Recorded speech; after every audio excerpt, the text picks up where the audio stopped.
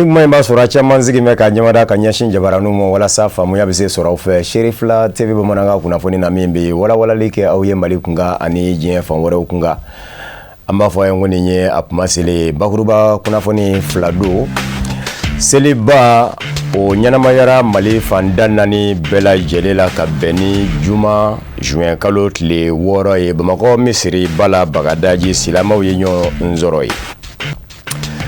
Laada don san o san Mali silamɛw ka ɲɛmaaba Ase Yada Sherif Usmani Madani Haidara bɛ seli ɲɛnamaya faso la Bangedugu la Segu jamana ka Barawle cercle la Tamani kɔnɔ bani a ye seli ɲɛnamaya ye. Nin ye kunnafoni na kumabaw ye farabi kɛ min ka kunnafoni tɔw la ka lase aw ma sɔɔni aw dangana.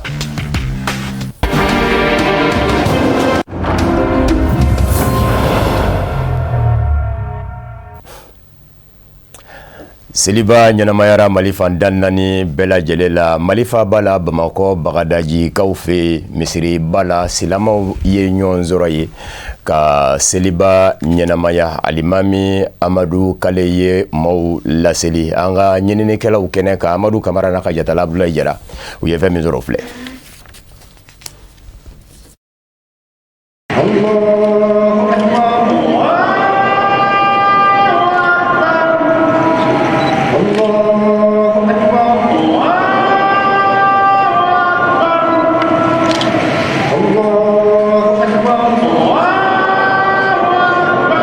Seliba walma lahiya seli wagati kɛrɛnkɛrɛnnen do alisilamɛw bolo cɛ ani muso denmisɛn ani maabakɔrɔ u bɛɛ lajɛlen ka fara ɲɔgɔn kan Bamakɔ misiriba kɔnɔ ka Ala wele ɲɔgɔn fɛ Mali jamana ye. An bɛ seliba don na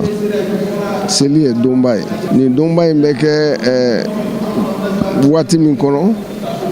a waati n'a a kɔlɔlɔw don o kɔlɔlɔ ninnu o bɛ diɲɛ yɛrɛ tacogo la diɲɛ kɛra cogo cogo fɔ mɔgɔ ka passe waati dɔw fɛ minnu ka gɛlɛn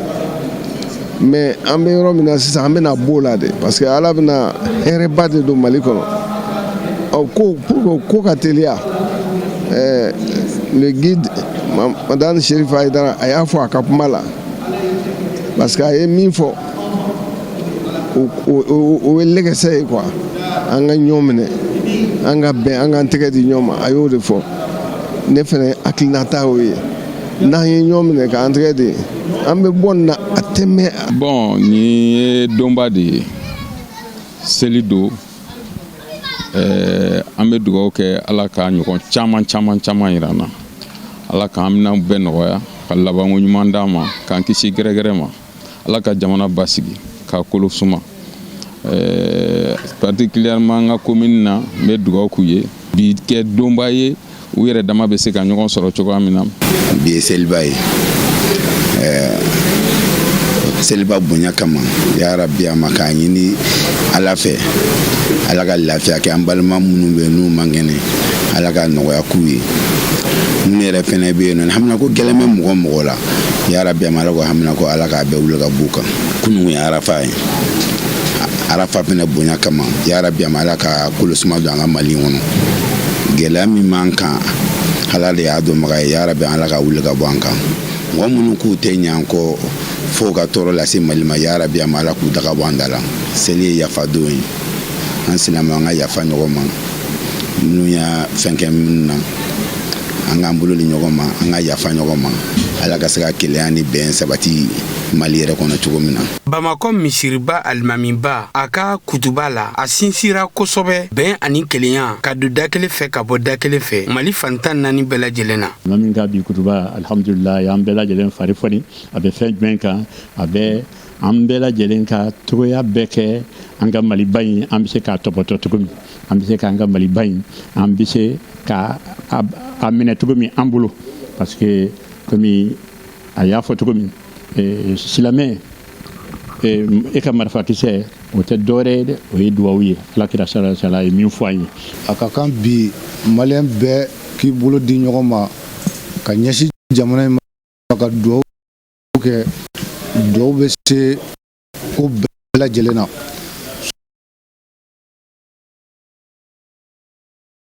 surtout an bɛ seli min na n'o ye seliba ye ni baganfaga seli don a ka kan bɛɛ ka nisɔndiya ni o ye faamaw ka hinɛ fantanw na no o kɛra ni hinɛ donna dusukun na ni duwawu minnu kɛra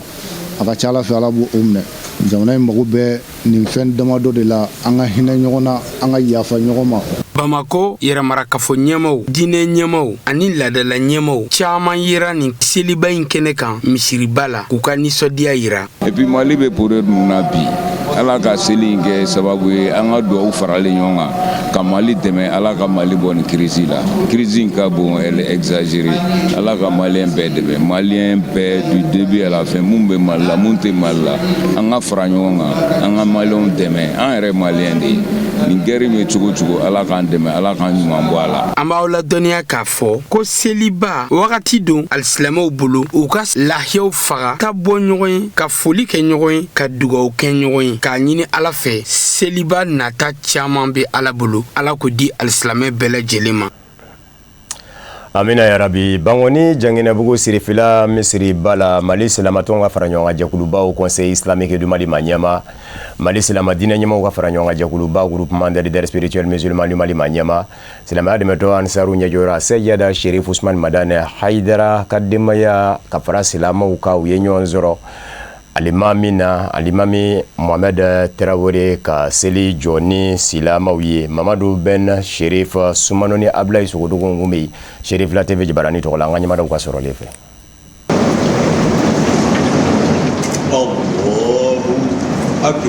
I n'a fɔ ladalako la seliba baaraw kɛra Sherifla misiriba kɔnɔna la Mali silamɛw ka jɛkuluba au Conseil islamique Maniama groupement des leaders spirituels musulmans du Mali Maniama silamɛya dɛmɛtɔn Ansaru ɲɛjɔyɔrɔ an karamɔgɔ Seyd Sherif Ousmane Madani Haidara denkɛ a Seyd Badra Aliyu Haidara ye protection civile maaw bisimila u nana foli kɛ a la o kɔfɛ maa caman wɛrɛ alisilamɛya dɛmɛtɔn Ansar tɔndenw na kana foli bila Badra Aliyu Haidara la. An bɛ Ala fo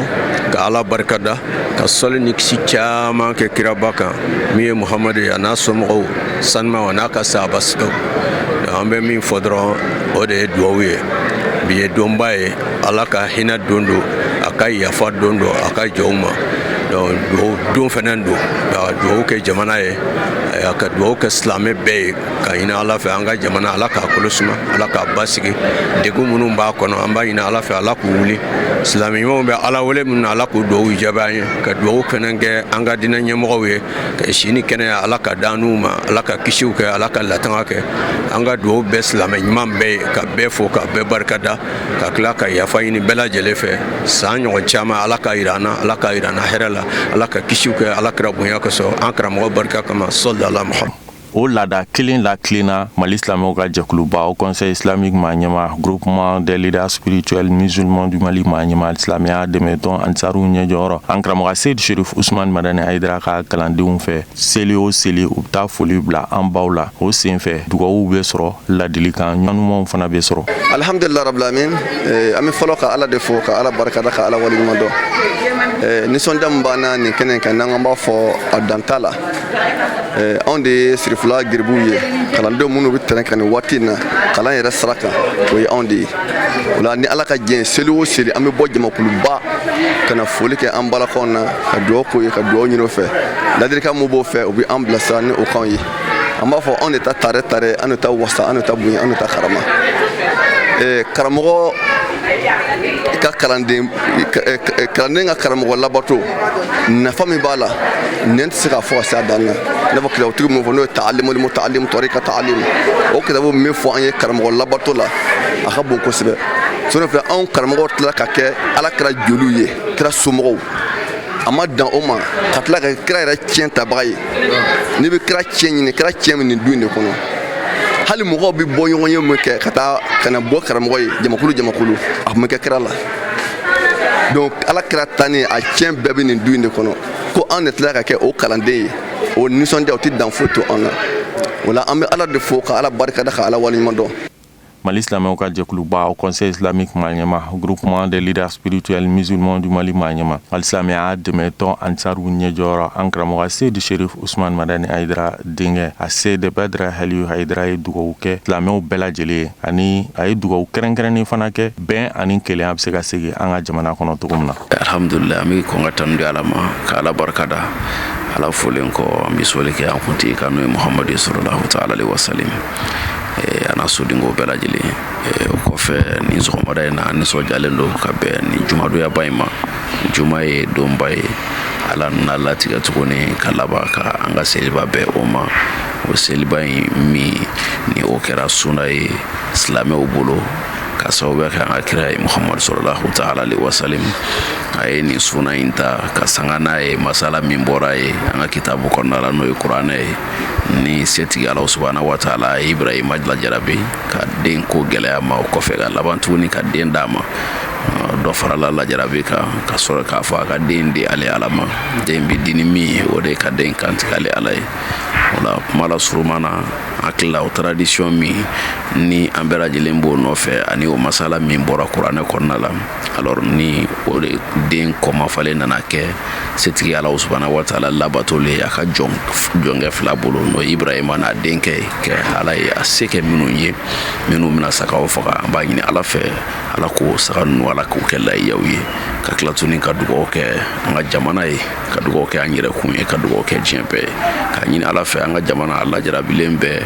mankan min na an yɛrɛw bɛɛ lajɛlen b'a kalama donc foyi tɛ an bolo fo n'a kɛra ka dugawu de kɛ nin donba ninnu na Ala bɛ se cogo min na ka gɛlɛya bɔ an ka jamana kɔnɔ ani an kɛrɛfɛ jamanaw ani ka se diɲɛ bɛɛ ma gɛlɛya bi yɔrɔ yɔrɔ la an bɛ dugawu kɛ nin donba in bonya kama Ala ka gɛlɛya ninnu bɛɛ ban an b'a ɲini Ala fɛ an yɛrɛw an ka jamana Ala k'a basigi an ka jamana Ala k'a basigi. An bɛ dugawudenw kɛ san caman bɛ Ala bolo Ala k'o nɔgɔya an balima alisilamɛw bɛɛ lajɛlen Ala ka bato kelenw bɛɛ lajɛlen minɛ. Amin ya rabbi. An b'an kun da Segu jamana ka barawule cercle la Tamani dugu Mali silamatɔw ka fara ɲɔgɔn kan jɛkuluba au Conseil islamique du Mali Maniema. Mali silamadinɛ ɲɛmɔgɔw ka fara ɲɔgɔn kan jɛkuluba groupement des leaders spirituels musulmans du Mali Maniema. Silamɛya dɛmɛtɔ Ansaru ɲɛjɔyɔrɔ Seyada Sherif Usman Madani Haidara bɛ Tamani a wulila Alamusa juin kalo tile 5 sirifila duba kɔnɔ Bangoni Janginɛbugu la k'i kunda Tamani kan. An ka taamadenw banni nɔfɛ Alhamidu Badini Buya Kulibali Nuhumu Kone Mohamed Tarawele Seydou Diallo Furanjɔrɔ an ka ɲɛmadaw fɛ.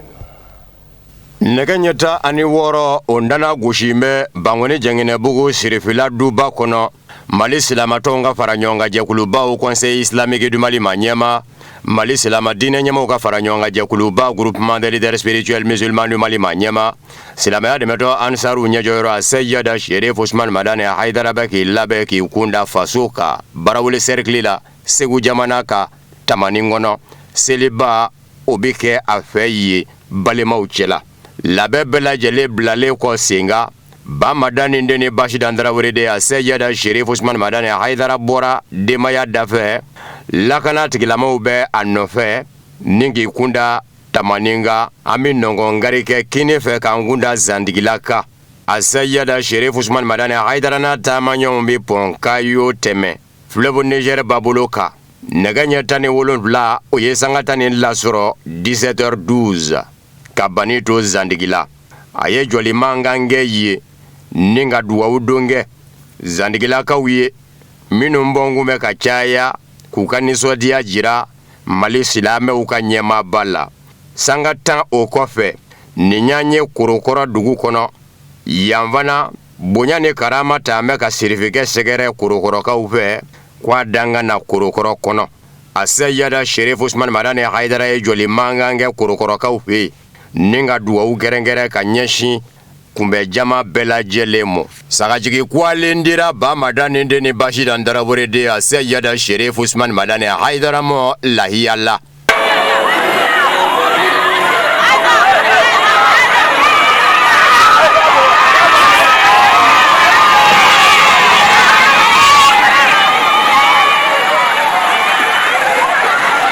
Maraka kungokaw fɛ fɔlɔmaw ni labanamaw kuntigi Muhammadul Mustafa nɛma ni kisi bɛ a ye mɔden a ye duwawu kɛrɛnkɛrɛn ka ɲɛsin maraka kungokaw ma minnu n'an kun b'a bisimila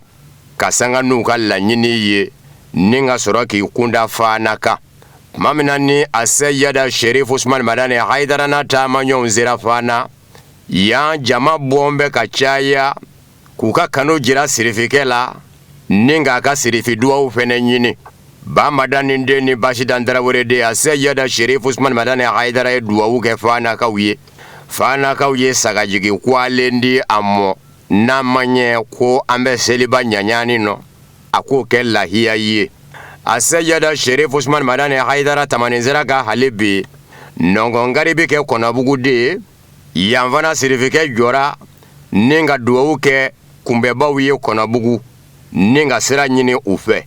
Nɛgɛ ɲɛta ani segi sanga 18h30 Zamzamiyu a n'a taamaɲɔgɔnw donna Barawuli dugu donda ka taa bila a bɔda la résidence Sherifiyɛni jɔn bɛ ye tamanin sira kan. Sirifikɛ a bisimilala ni bonya ni karama ye Barawulikaw fɛ résidence Sherifiyɛni na tamanin sira la. Kilomètre damadɔw bolilen an bɛ Siɛmɔna na yan fana kunbɛlijama bɔra ka jira sirifikɛ la k'a danga na so. Nisɔndiya ni muɲamuɲa ni farifoni o de bɛ fa bɛɛ lajɛlen la. Siɛmɔnakaw u ye duwawu ɲini sirifikɛ fɛ a kɛlen kɔ ka duwawu k'u ye a ye sira ɲini u fɛ a b'i kunda tamanin kan. Joli wɛrɛ min bɛ kɛ a Seyida Sherif Usman Madani Haidara fɛ Furanjɛrɔ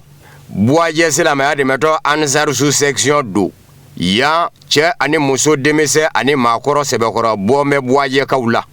O ye laada ye Buwajɛ. Sirifikɛ ka duwawu kɛrɛnkɛrɛnnen u mago b'o la a n'a ka bilasiralikanw. Mali silamatɔnw ka fara ɲɔgɔn kan jɛkuluba au Conseil islamique du Mali ma ɲɛma. Mali silama diinɛ ɲɛmɔgɔw ka fara ɲɔgɔn kan jɛkuluba groupement des leaders spirituels musulmans du Mali ma ɲɛma.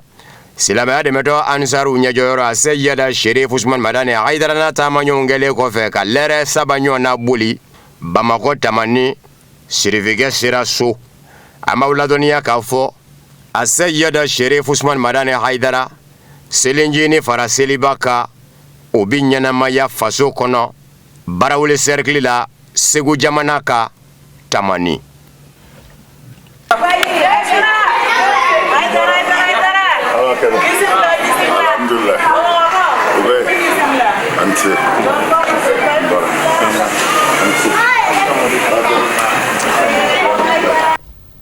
Kabini juma juin kalo tile 6 in ye Mali silamatɔnw ka fara ɲɔgɔn kan jɛkuluba au Conseil islamique du Mali ma ɲɛma. Mali silama diinɛ ɲɛmɔgɔw ka fara ɲɔgɔn kan jɛkuluba groupement des leaders spirituels musulmans du Mali ma ɲɛma. Silamɛya dɛmɛtɔ Ansaru ɲɛjɔyɔrɔ a Seyida Sherif Usman Madani Haidara yera seli kɛnɛ kan. A m'aw ladɔnniya k'a fɔ silamɛya dɛmɛtɔ Ansaru fɛnɛ sɛbɛkɔrɔ bɔra a nɔfɛ. An ka maa minnu kun bɛ kɛnɛ kan ni o ye Alhamidu Badini Buya Kulubali Nuhumu Kone Mohamed Tarawele Seydou Diallo u ka sɔrɔlen an ka jɛ k'a ɲɛmadaw fɛ. Seliba o bɛ ka kɛ Bɔdugu la Bangedugu la Tamani kɔnɔ Barawuli cercle la Segu jamana kan Mali silamatɔnw ka fara ɲɔgɔn kan jɛkuluba au Conseil islamique du Mali ma ɲɛma. Mali silama diinɛ ɲɛmɔgɔw ka fara ɲɔgɔn kan jɛkuluba groupement des leaders spirituels musulmans du Mali ma ɲɛma. Silamɛya dɛmɛtɔ Ansaru ɲɛjɔyɔrɔ a Seyida Sherif Usman Madani Haidara fɛ sirifikɛ a bɔra denbaya da fɛ a lakolen bɛ silama jamana minnu bɛ ka Ala kosuma ka sanga ni nin donba in ye seliba do. Mali silamaw ka ɲɛmaaba bɛ ka sɛnsɛn k'i kunda seli kɛnɛ kan donba in nɔ. Kumani kɔnɔ tamani alimamiba Sheikh Amala Nimaga o donna kɛnɛ kɔnɔ ni ka seli jɔ. Allahu akbar Allahu akbar Allahu akbar Allahu akbar Allahu akbar Allahu akbar. Jago filaw kɛlen alimami ye kuma ta laseli kɔnɔ a y'i sinsin fɛn min kan seliba kɛ kun hakili jigin do dali masa ka lajarabi la min dara a ka nabi ɲuman kan Nabila Ibrahima n'a denkɛ Sumayila fali ye lahiyarɔ min kuma bɔra ni sagajigi ye. Alimami ka kuma fanba sinsinna fɛn minnu fɛnɛ kan o ye yafa ɲɔgɔn magoto ɲɔgɔn dɛmɛ bɛn ni basigi Mali jamana kɔnɔ jamana ala ka basigi jamana toro ba kuna nya ɲini Allah taala fɛ arafa min tɛmɛna bi sali min tɛmɛna bi juma min bɛ ka na ala k'a kɛ hɛrɛ ye jamana ma ala k'a kɛ hɛrɛ ye an yɛrɛw ma ala k'a kɛ hɛrɛ ye dugu ma ala k'a kɛ hɛrɛ ye duw ma ala k'a kɛ hɛrɛ ye denmisɛnninw ma k'a kɛ hɛrɛ ye musow ma k'a kɛ hɛrɛ ye bɛɛ lajɛlen ma ala k'a n'a wasa kuranu bonya kama bijayil Mustafa sallallahu alaihi wasallam. Duwawudenw kɛlen kɔ selikɛnɛ nɔ Mali silamatɔnw ka fara ɲɔgɔn kan jɛkulubaw Conseil islamique du Mali ma ɲɛma Mali silama diinɛ ɲɛmaw ka fara ɲɔgɔn kan jɛkuluba groupement des leaders spirituels musulmans du Mali ma ɲɛma silamɛya dɛmɛtɔ Ansaru ɲɛjɔyɔrɔ Seyada Sherif Usman Madani Haidara sɔrɔla k'i kunda Tamani Guaba kɔrɔla ka seli o seli ɲɔgɔn dalajɛ bi kɛ yen kuma kɛrɛnkɛrɛnnen don Tamaninkaw bolo ka wale ɲuman dɔn foli kɛ faso kunna woloden la faso kanu min bɛ la ɲumanya wale min bɛ la ka ɲɛsin faso mɔ Tamaninkaw mɔ o bonyamasegin bɛ kɛ bani ye.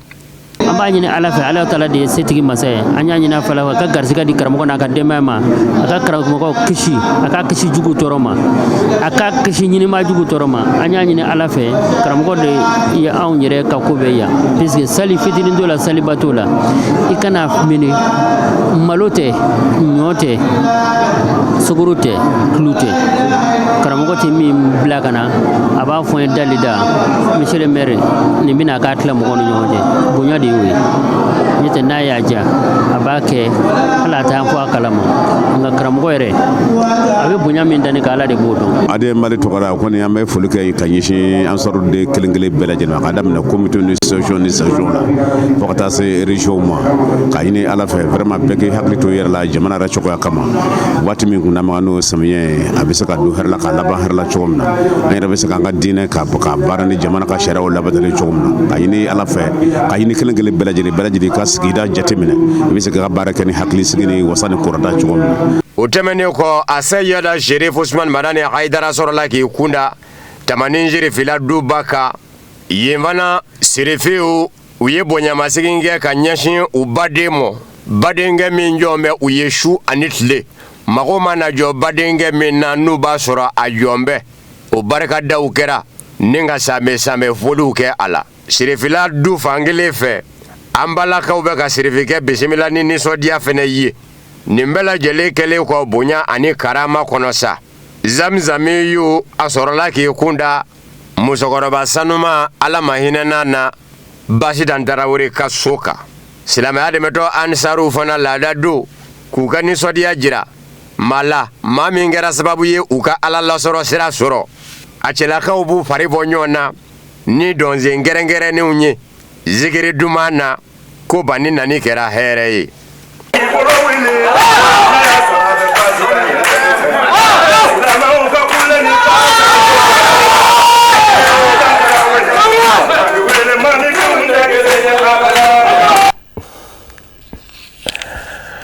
An bɛ to Tamani hali bi ka silamɛya dɛmɛtɔ Ansara maa ɲɛmaa dɔw fana ka dakuruɲɛ filaw lamɛn n'Ala sɔnna ma.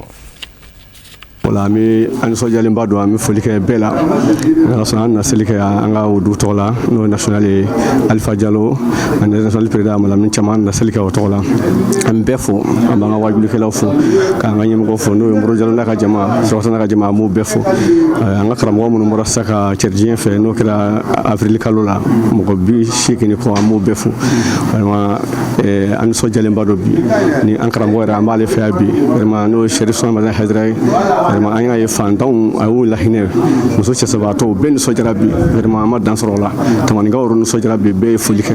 karamɔgɔ ye lahiya di maa hakɛ min ma a ka ca maa kɛmɛ vraiment o ye nisɔndiyako ye o ye farifoniko ye ka yatimɛdenw ni muso cɛsabaatɔ olu bɛɛ nisɔndiyara bi ko bi ye seli ye vraiment an nisɔndiyara o la kosɛbɛ an bɛ foli kɛ bɛɛ la ka Serifila yɛrɛ mɔgɔw fo a ka cɛsiri n'a ka baara kɛko ɲuman na vraiment teleso in kɛra wasa ye o la an bɛ foli kɛ bɛɛ la o dugu tɔgɔ la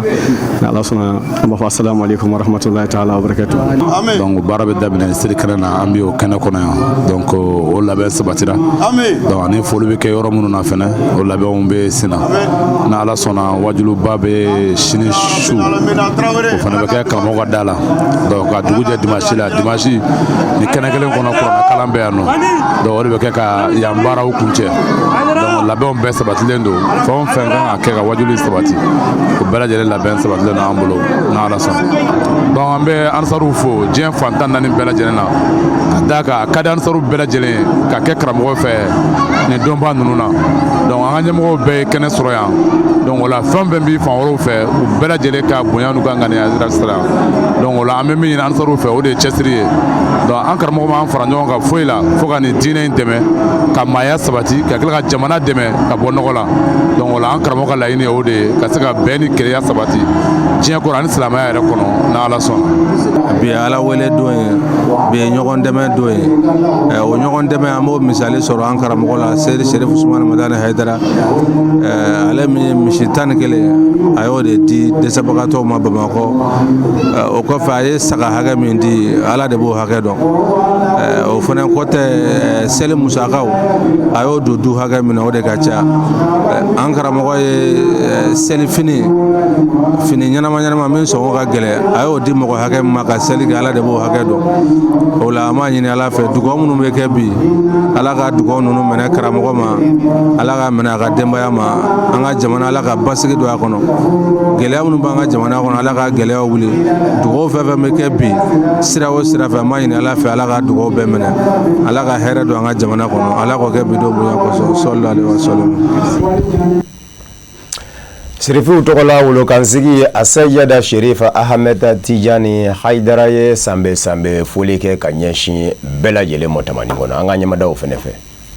An bɛ Ala de fo ka Ala barikada kisi a nɛɛma caman an b'o ɲini Ala bolo a k'o kɛ alakiraba kan n'o ye Muhammad sallallahu ta'ala alaihi wasallam ani kira sodenke sanu ani kira jɛɲɔgɔn ɲumanw ani mɔgɔ ɲuman minnu faral'u kan ni ɲumankɛ ye fo ka se diɲɛ wuli ma an b'a ɲini Ala fɛ Ala ka an bɛɛ lajɛlen o la bi an nisɔndiyalen don nin kɛnɛ in kan ni o ye donba ye min bɛ wele ko Eid al-Adha arabukan na ni o de wele ko seliba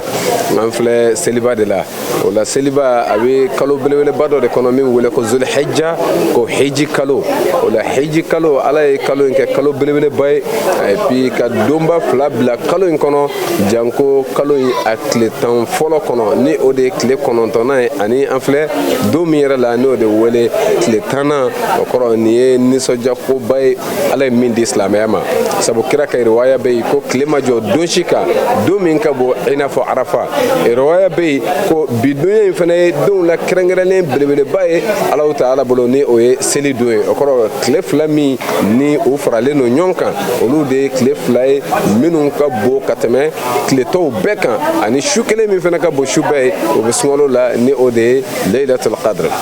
o la alhamdulillah o kɔrɔ an bɔra donba la kunu an bɛ donba la bi o la bi ta ye seli ye ka nisɔndiya ka Ala fo kɛ ka Ala barikada kɛ an filɛ o de kɛnɛ kan o la san o san komi laada don an ye min sɔrɔ Sayyid Sherif Usmane Madani Hayidara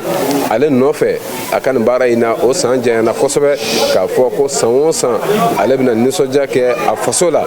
kabiri musokɔrɔba bi yan ni o ye aba ye musokɔrɔba ntanyana ka se fo bi ma karamɔgɔ ka o laada an bɛ se k'a fɔ anw bɛɛ wolola ka sɔrɔ o ko in bɛ senna a bolo karamɔgɔ seli a tɛ fɔ a kɔ fiyewu a faso la fo ni maganta de kun don o waatiw o kuma ni san ka jan o kɔrɔ alhamdulillah ka karamɔgɔ to faso la seli tɛ k'a kɔ fiyewu f'a ka na o ye faso kanu yirali ye ani cɛkɔrɔbaw ni musokɔrɔba minnu bɛ yan hakili toli o la ka tila ka mɔgɔ wɛrɛw bila o sira kan an b'a dɔn laada in ye o de ye wa hali bi an fana bɛ o sira kelen de bɔli la o la ka fara a kan mɔgɔ caman minnu fana bɛna fara Sayyid Sherif Usmane Madani Hayidara a n'a ka denbaya kan ka seli ninnu fana kɛ an fɛ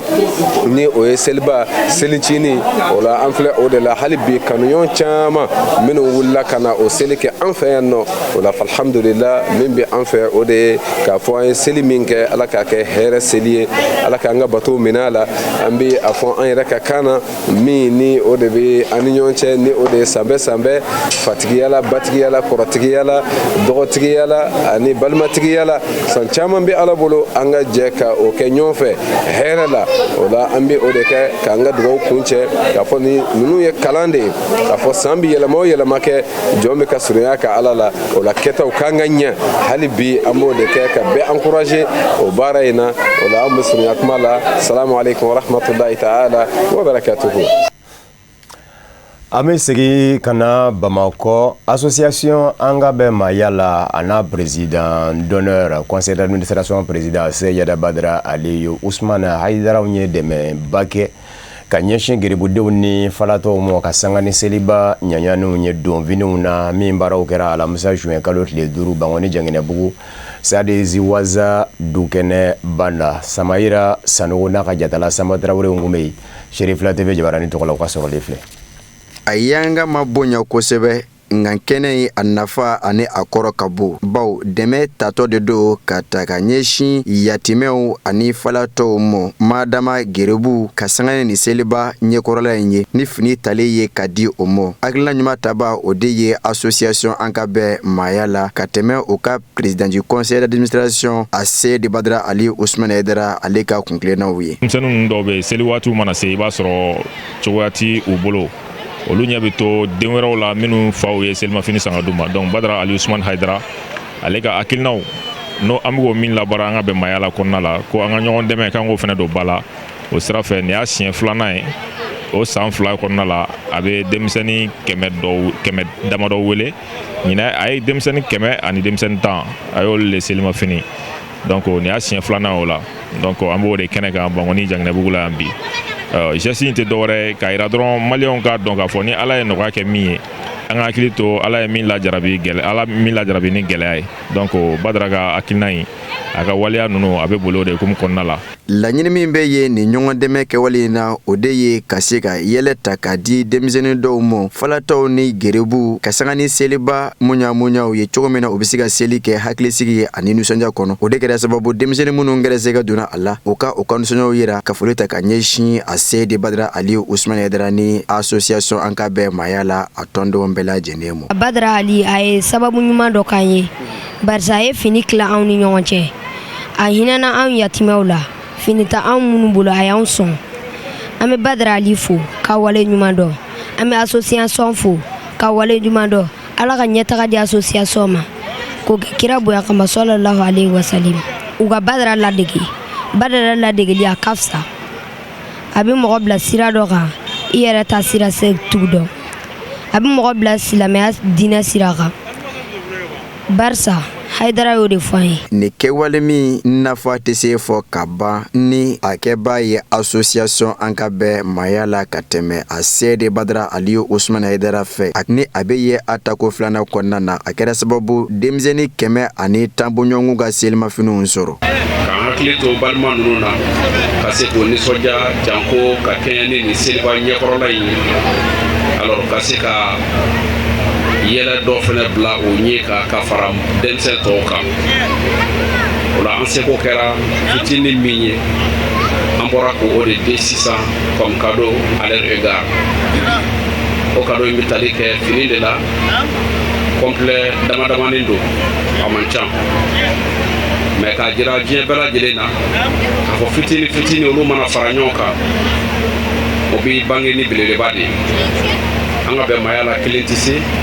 mais anga be mayala ani mamru mina hakilna ke ni anga be mayala la degeli odo se ka chaman ke donc olambi wele pla bema bera jelen ka se ko hakilito dem senuna sanga be kono janko neni wati nu sera na bi foma seni wati an se ka bela jelen la niso ja nyogon fe o mais am se ka dira je bela afo ko hakili be mina ani anga da yini mi ode dem senum se tugo mina kan niso ja soro ko yoro la abaraw masirla ni finu tale ye kadi demizenu mo ninga soraka ayanga bela jene bonya kasangani gato belebele tigele ye min beye nusonja hukumu kuna kanyeshi akabem président du conseil d'administration uka bangani sanyelema nusonja ani munya uye ka nunun bela jene nye sanga kele tashibla tara kanyeshi ala mahinana Musa Kulubalimo ni kuchala association ankabe mayala o manyamado dali masaka wele sera amo kabeni tratado temenenye Makatal Mukarrama Arafa Nyanamayara kabeni alamusa juin kalot le duru ye groupe Sheriff la voyage hiji de unye oke alkurana sanuma kalanina Arafa do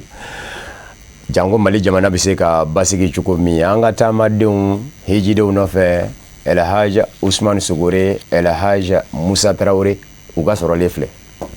Afa don bɛ bɛn seliba kalo tile 9 de ma a jɔda ka bon hiji baaraw la bari sabula ka d'a kan hiji jɔsen giriman dɔw don don kɛrɛnkɛrɛnnen don walima i k'a fɔ waati kɛrɛnkɛrɛnnen don hijidenw bolo ka bɔ diɲɛ fantan ani 4 kɔnɔ ka se ka u ɲɛsin setigi Ala ma k'a deli ka Ala kosumaw kɛ ka dɔ fara batow kan ni ka laban k'u ka koɲɛw bɛɛ lajɛlen kalifa setigi Ala la. Alhamdulillah, an bɛ arafa kɛnɛ kan bi silamɛ bɛɛ natalen don yan na silamɛ ɲuman bɛ yɔrɔ yɔrɔ a hakili n'a dusukun bɛ yan minnu farikolo sɔrɔla ka fara kan i n'a fɔ anw Ala y'a kɛ an fana bilala bɛɛ nɔ la an ka cibaba sallallahu alaihi wa alihi wa sallam a ye bonya caman fɔ bi don in na a bɛɛ bɛnna min kan o ye jurumu yafa de ni hadamaden senuyara i ka jurumu yafara siga tɛ min na n'i ye min fɔ Ala ye Ala b'a jaabi o kuma bi anw kɛrɛnkɛrɛn ma maliyɛnw an bɛ hakili bɛ an ka jamana in de la an hami bɛ an ka jamana in de la an ka laɲini ye jamana in bɛ lahalaya min na a mɛnna sɛgɛn kɔnɔ a mɛnna yɛlɛma kɔnɔ nka an bɛ Ala deli Ala ka nin kɛ sɛgɛn laban ye Ala ka nin kɛ sɛgɛn fana bannen ye ni jarabili don Ala ka kɛ jarabi bannen ye sabula jarabi in bɛ ɲini ka girinya jamanadenw ma o kuma ka Ala deli Ala ka basigi nati Ala ka bɛn nati ɲɛmɔgɔw k'u kan bɛn kelen ma ka jamana in bɔ nin degun in kɔnɔ ka jamanadenw lafiya minnu ni degun kɛra sababu ye k'u b'u ka yɔrɔw la ka Ala deli Ala ka basigi d'u ma u bɛ yɔrɔ minnu na ka lafiya kɛ u ka se ka segin u ka yɔrɔw la ɲɛmɔgɔ minnu fana bɛ yen nɔ ka hakili ɲuman d'u ma ka se ka jɛ ka hinɛ jamana in na ka jamana in bɔ bolo la. N'a ma ɲa k'a fɔ arafa don a don suwadilen fɛnɛ don tɔw cɛma k'a kɛ yafa don ye ani ka tila ka didili kɛ baaraɲumanw kɛli la o de hukumu kɔnɔna na groupe Cherif la Voyage maa ɲɛmaw u bɛ kuranɛ kalan boloda ka bɛn ni nin don in ye o laada kelen fɛnɛ lakilenna ka bɛn ni ɲinan sa ye walasa ka duwawu kɛ hijiden bɛɛ lajɛlen nka kɛrɛnkɛrɛnnenya la Mali hijidenw ni Cherif la Voyage hijidenw. Donc an b'a dɔn an filɛ don min na donba de don ni Ala wele fɛn fɛn kɛra a kɔnɔ an b'a dɔn Ala b'a bɛɛ lajɛlen jaabi ya Rabbi aw ni ne duwawu minnu kɛra a kɔnɔ kuranɛ minnu kalanna la zikiri minnu kɛra a la astagfirullah minnu fɔra subhanallah fɔ minnu kɛra an b'a ɲini Ala subhanahu wa taala fɛ se bɛɛ b'ale Ala min ya Rabbi Ala k'u bɛɛ lajɛlen minɛ Ala k'an jurumu yafa Ala ka haminako nɔgɔya an fa an karamɔgɔ a bɛ hami fɛn min na sisan o ye Mali basigili ye ani Mali sabatili an b'a ɲini Ala fɛ se bɛɛ bɛ Ala min ye ya Rabbi ni hijiden ninnu yɛrɛ hɔrɔma ye ya Rabbi Ala ka Mali basigi Ala ka Mali kolosuma kɛlɛ bɛ diɲɛ fan o fan ya Rabbi Ala ka diɲɛ yɛrɛ de basigi ka diɲɛ kolosuma Ala k'u k'a ka Ala ya bonya kama barisa arafa kɛnɛ yɛrɛ Ala wele de minnu bɛ Ala wele u kelen na minnu bɛ Ala wele ni kuranɛ kalan ye minnu bɛ Ala wele ni zikiri ye minnu b'a wele ni dalilu kalan ye bɛɛ y'i ta kɛ jamana nka o n'a ta bɛɛ an bɛ tila ka fara ɲɔgɔn kan ka kuranɛ kalan kɛ tuguni kalankɛla minnu bɛ yen an farala ɲɔgɔn kan ka kuranɛ kalan ba kɛ ka tila ka dalayilu caman kalan kul wallahu ahadu zikiri min kɛra o ka ca astagfirullah zikiri min kɛra o ka ca hasbunallah ta min kɛra dan t'a la an tɛ se k'a da fɔ fiyewu an y'o kɛ k'o ban sisan nɔ kɔni an tilala o de la o duwawu yɛrɛ an y'o kalan o duwawu yɛrɛ kalannen kɔfɛ an karamɔgɔ Seydi Cherif Ousmane Madani Haidara atɔlallahu baqaahu wa itratahu an y'ale yɛrɛ wele a ka duwawu kɛ an ye kɛnɛ in kan yan a fana ye duwawu kɛ kɛnɛ in kan yan ka duwawu kɛ jamana ye ka duwawu kɛ hijiden kelen kelen bɛɛ ka duwawu kɛ Ala ka kɛ hiji minɛni ye kuranɛ kalan ye an y'a kɛ ani dalayilu kalan ani duwawu wɛrɛ a bɛɛ kun ye mun ye sabu kuranɛ ye Ala ka kumakan de ye kumakan min n'a bɛ jɔnw bilasira kumakan min n'a ka di Ala yɛrɛ ka tɛmɛ fɛn bɛɛ lajɛlen kan an y'o kalan k'o kɛ fɛn ye ka don ani Ala cɛ mun ka sɔrɔ an bɛna fɛn minnu ɲini Ala fɛ nin kɛnɛ in kan yan Ala k'a bɛɛ lajɛlen nɔgɔya kira fana ye Ala ka kanuba ci ye kanumɔgɔ min n'a ka d'a ye ka tɛmɛ a ka danfɛn bɛɛ lajɛlen kan dalayilu yɛrɛ fana bɛɛ ye sɔli de ye kira kan alehi salatu wasalam an y'o fana kɛ fɛn mɔgɔ min ka di kira ye ka tɛmɛ danfɛn bɛɛ kan o kofɔli Ala ye ka tɛmɛ danfɛn bɛɛ kan n'o ye kira ye o kofɔli ni o mankutu o fana fɔlen n'i ye fɛn min ɲini Ala fɛ o la a b'o fana kɛ o kɛra o de la o la a kɛra de taamaden kelen o kelen min bɛ yan ka bɛɛ ka hami don a kɔnɔ kɛrɛnkɛrɛnnenya la Mali ka Mali don a kɔnɔ ka Mali don a kɔnɔ ka Mali de k'a belebeleba ye ka Mali de bila a ɲɛfɛ Ala ka Mali suma Mali Ala ka suma Mali ya Rabbi fɛn minnu b'a kɔnɔ minnu bɛ a wulikajɔ la Ala k'u fanga se an b'aw ladɔnniya k'a fɔ nin baara ninnu senfɛ fɛn min ye an karamɔgɔ a Seydi Cherif Ousmane Madani Haidara ye n'o ye alisilamɛya dɛmɛtɔn kungilenna ye a ka nɛgɛjuru siraw dayɛlɛ ani hijidenw ni ɲɔgɔn cɛ k'u fo k'u barikada ka duwawu k'u ye ka duwawu ɲini u fɛ ni ka laban k'a fɔ u ka duwawu kɛrɛnkɛrɛnnen kɛ Mali jamana ye bari sabula ka da ka a bi lajarabi kɔnɔ lɛri damadɔ tɛmɛnen kɔfɛ fɛn min ye Arafa duwawuba ye. O de fana bi dansigi bamanankan kunnafoni na min farala ɲɔgɔn kan ka lase aw ma kunnafoni di so ɲɛmayaso fɛ ka bɛn ni nin kuma in ye k'aw fo ka wale ɲuman dɔn Mali kɔnɔ ani Mali kɔ kan an b'a fɔ a ye n ko a san bɛɛ